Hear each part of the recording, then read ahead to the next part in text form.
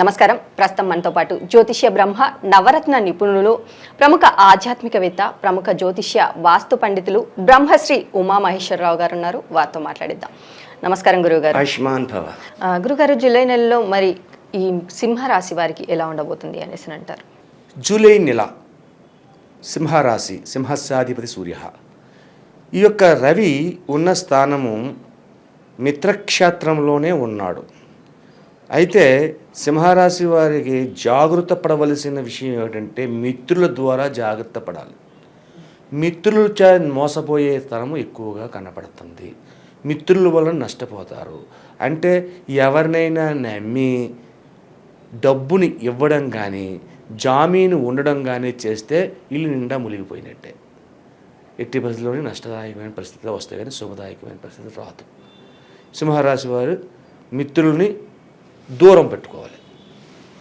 చక్కగా మాట్లాడుతున్నాడు, అనుకువగా ఉన్నాడు అని అనుకున్నారు. అనుకువగా ఉన్నాడు, రైటే, వినండి, చేద్దాం, నువ్వు చెప్పింది కరెక్టేరా అని చెప్పి అనండి, కానీ చేయకండి. ఇప్పుడు అర్జెంటుగా అవసరం వచ్చిందిరా, నాకు ఒక 10,000, అర్రే ఒక గంట క్రితం పడితే ఇద్దరురా, అయిపోయింది, ఇప్పుడు ఇచ్చేసాను, మళ్ళీ 4 రోజులకు రావు అని తప్పించుకోవాలి. అంతే.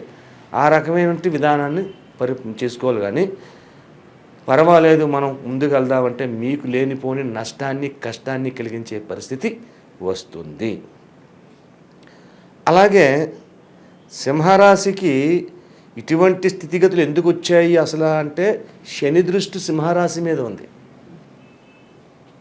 శని యోగకారకత్వంగా లేడు ఇక్కడ. భార్య తరపు నుంచి మాత్రం కానీ ఏ పని చేసినా సింహరాశి వారు యోగదాయకమైన ఫలితాలు పొందుతారు. సింహరాశి వారు యోగదాయకమైన ఫలితాలు భార్య తరపు నుంచి చేసుకోలేదు. భార్య చెప్పిన మాట వినాలి, తప్పదు. నా పెళ్ళని చెప్పిన మాట నేను ఎందుకంటాను అని అంటారు కొంతమంది, కానీ వినాలి. వినకపోతే వీడికి గతులు లేవు. ఏం చేసినా నష్టదాయకమైన పరిస్థితుల్లో వస్తున్నాడు. అటువంటి పరిస్థితుల్లో ఉన్నారు. భార్యాభర్తల మధ్యన కలహములు లేవు, యోగదాయకంగానే ఉన్నారు. అలాగే విదేశ గమనములు చేసే వాళ్ళకి కూడా శుభదాయకమైన ఫలితాలే వస్తున్నాయి. ఎందుకు ఇక్కడ బుధుడు, ఇందాక మీరు చెప్పారు కదా, విదేశ ఫలితాలకి బుధుడికి సమమైన గ్రహం ఏది? రవి. ఇద్దరు మిత్రులు, సములు. కాబట్టి ఈ రాశి వారికి విదేశ గమనాలు చేయాలనుకుంటే యోగదాయకమైన పరిస్థితులు వస్తాయి. విదేశాల్లో స్థిరత్వాన్ని పొందాలన్నా పొందుతారు. అటువంటి యోగదాయకమైన స్థితిగతులు ఈ రాశి వారికి ఈ నెలలో ఉన్నాయి. సరే, ఈ రాశివారు గతంలో చెప్పుకున్నట్టుగానే ఈ నెలలో కూడా లక్ష్మీ నరసింహస్వామిని ఆరాధించాలి సింహరాశి వారు. ఎందుకు లక్ష్మీ నరసింహస్వామిని ఆరాధించాలి? వీళ్ళకి మిత్రుల వలన నష్టం కలిగి ఉంది, కష్టాన్ని కలిగి ఉంది. అలాగే భూత ప్రేత పిశాచాలలాగా తయారవుతారు మిత్రులు. వాళ్ళు భూత ప్రేత పిశాచాలు రాలేదు ఇక్కడికి. భూత ప్రేత పిశాచాలా తీసి లాక్కుని పీక్కో తినేస్తుంటారు. దానిని భూత ప్రేత పిశాచాలని అరికట్టిది ఎవరో? నరసింహస్వామి ఒక్కడే, లక్ష్మీ నరసింహస్వామి. ఆ లక్ష్మీ నరసింహస్వామిని ఆరాధన చేసుకోండి. అలాగే ఒక రావి చెట్టు దగ్గరికి వెళ్ళండి. రావి చెట్టు ఎవరికి ప్రతీతి? వెంకటేశ్వర స్వామికి, విష్ణువుకి సంబంధించింది, రవికి సంబంధించింది. రావి చెట్టు దగ్గరికి వెళ్ళి కొత్త కుండ కొనండి. అంత ఈ మాత్రం కొత్త కుండ అనుకొని ఒక కుండ నిండా మంచి నీళ్లు నింపి రావి చెట్టు చుట్టూ 7 ప్రదక్షిణలు చేయండి. ఏ రకంగా ప్రదక్షిణ చేస్తారు? గోవింద హరి గోవింద అంటూ, నందనందన గోపాల అంటూ ఇలా ప్రదర్శన చేసి ఆ చెట్టు మొదట్లో ఈ కుండతోటి నీళ్ళని వంపేయండి. అక్కడ పోయండి. పోసిన తర్వాత కొద్దిగా పసుపు కుంకుమ అక్కడ వేసి నమస్కరించి చెట్టుకి వీలైతే చిన్న బెల్లం మొక్క, ఆ రావి ఆకుని తీసి ఆ రావి ఆకులను పెట్టి ఆ మొదట్లో దానికి నమస్కరించండి.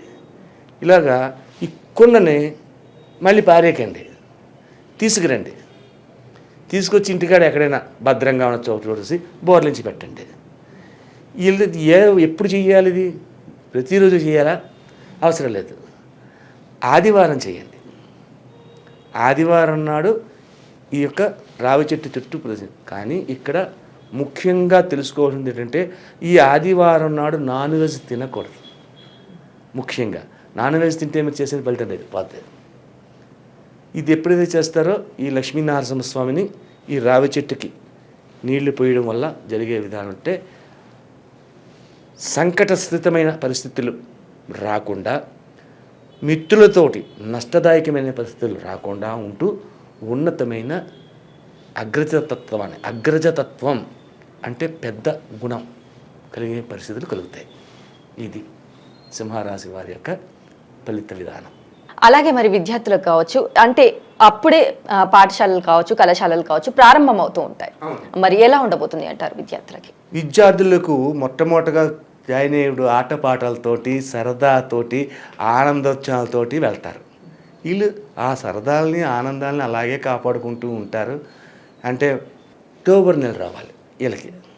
అక్టోబర్ నెలలో వచ్చేసరికి కొద్దిగా ఇబ్బందికరమైన స్థితిగతులు విద్యార్థులు ఉంది. అంతవరకు కూడా ఈ రాశిలో ఉన్న ఏ విద్యార్థులకు నష్టం లేదు, కష్టం లేదు, హ్యాపీ లైఫ్. మరి కోర్టు సమస్యలు తీరే అవకాశం ఉంది అంటారా? కోర్టు సమస్యలు తీరే అవకాశం అంటే ఆషాఢ మాసం ఇందాక చెప్పుకున్నాం, కోర్టుకి పని దినములు తక్కువైనప్పుడు కోర్టులోని వాయిదాలు పడతాయి తప్ప ఏది సమస్యని పరిష్కారం జరగదు. మరి అలాగే ఈ రాశి వారిలో వివాహ ముహూర్తాలు ఎలాగూ లేవు కాబట్టి దీనికి సంబంధించిన వ్యవహారాలు చేసుకోవచ్చు అనేసి అంటారా? బ్రహ్మాండంగా చేసుకోవచ్చు. ఏ విధమైనటువంటి ఆటంకములు లేవు చేసుకున్నంత వల్ల. ఈ విధానంలో ముఖ్యంగా సింహరాశి వారికి వివాహ ముహూర్తముల గురించి మాట్లాడుకోవడము, వివాహాల గురించి సంప్రదింపులు చేయడం చేస్తే సక్సెస్ అయ్యే లక్షణాలు ఎక్కువగా ఉన్నాయి. వ్యాపార పరంగా ఎలా ఉండబోతుంది? వ్యాపారస్తులు అంటే కొద్దిగా ఇబ్బందికరంగా ఉన్నా కూడా మొదటి 10 రోజులు కొంచెం ఇబ్బందికరంగా ఉన్నా తదుపరి 20 రోజులు లాభదాయకమైన వ్యాపారాలు సాగుతాయి. అటువంటి విధంగా ఉంది. మరి ఎలాంటివి ప్రారంభించవచ్చు అంటారు? అంటే ఎలాంటి వ్యాపారాలు వీరు చేయకూడదు అంటారు? వీళ్ళు చేయకూడని వ్యాపారం అంటే ఆయిల్ చేయకూడదు, ఇనుము చేయకూడదు, అలాగే సిమెంట్ కూడా చేయకూడదు. సిమెంట్ చేసినా నష్టపోతారు. అటువంటి దానికి వెళ్ళకుండా రియల్ ఎస్టేట్ చేయవచ్చు, బాగానే ఉంది. పొలములు వ్యవసాయదారులకు పొలం పనులు చేయడం వల్ల సుఖదాయకమైన పంటలు, లాభదాయకమైన వ్యవహారాలు సంప్రాప్తమవుతున్నాయి. వీళ్ళు మంచి వ్యాపారములు ఏం చేయాలి? ఫుడ్ ఐటమ్స్ పెట్టండి, లేదా ఫ్యాన్సీ ఐటమ్స్ పెట్టండి, బొటెక్ అనేది పెట్టండి, మగ్గం వర్క్స్ ఇలాంటివి చేయించండి. అలాగే కాస్మెటిక్స్ అంటారు, ఫేస్కి సంబంధించినవి, ఇటువంటి అన్ని చదువు. అలాగే ఎలక్ట్రానిక్స్, ఇటువంటి అన్ని వ్యాపారాల్లోని కూడా వీళ్ళకి లాభదాయకమైన పరిస్థితులు పొందుతారు. అలాగే గురువుగారు, ఈ సింహరాశి వారికి జూలై నెలలో ఎలా ఉండబోతుంది, అలాగే వీరు పాటించాల్సిన పరిహారాలు ఏంటనేసి కూడా చాలా చక్కగా వివరించారు. ధన్యవాదాలు. ఆయుష్మాన్ భవ. మా యూట్యూబ్ని మీరు అందరూ శ్రద్ధగా చూస్తున్నారు.